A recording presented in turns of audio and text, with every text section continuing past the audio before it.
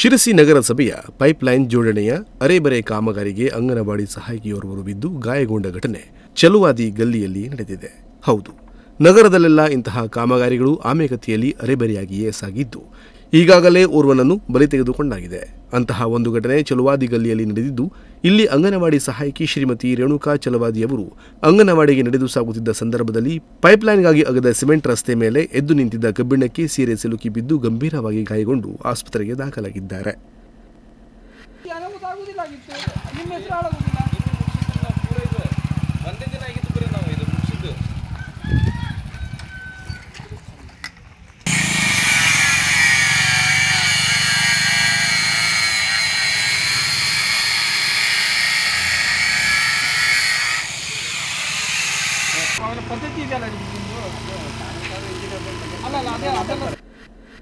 ಈ ವೇಳೆ ಸ್ಥಳೀಯರಿಂದ ಆಕ್ರೋಶ ವ್ಯಕ್ತವಾಗುತ್ತಿದ್ದಂತೆ ಗುತ್ತಿಗೆದಾರರು ಕೂಡಲೇ ಕೆಲಸಗಾರರನ್ನ ಸ್ಥಳಕ್ಕೆ ಕಳುಹಿಸಿ ಕಬ್ಬಿಣ ತೆಗೆಯುವ ಕೆಲಸ ಮಾಡಿದ್ದಾರೆ.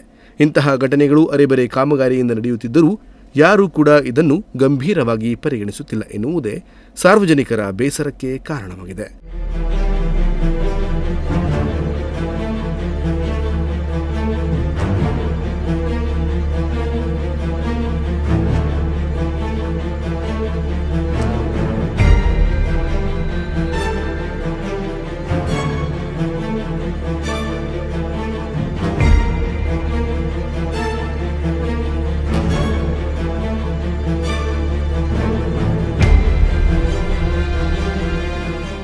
ಒಟ್ನಲ್ಲಿ ನಗರಸಭೆಯ ಅರೆಬರೆ ಪೈಪ್ಲೈನ್ ಕಾಮಗಾರಿಗೆ ಅಮಾಯಕರು ಪರದಾಡುವಂತಾಗಿದ್ದು, ಕೂಡಲೇ ಸಂಬಂಧಪಟ್ಟ ಇಲಾಖೆ ಅಧಿಕಾರಿಗಳು ಈ ಬಗ್ಗೆ ಸೂಕ್ತ ಕ್ರಮ ಕೈಗೊಂಡು ಸರಿಯಾದ ರೀತಿಯಲ್ಲಿ ಕಾಮಗಾರಿ ಪೂರ್ಣಗೊಳಿಸಿ ಸಾರ್ವಜನಿಕರಿಗೆ ಅನುಕೂಲ ಮಾಡಿಕೊಡಬೇಕಿದೆ.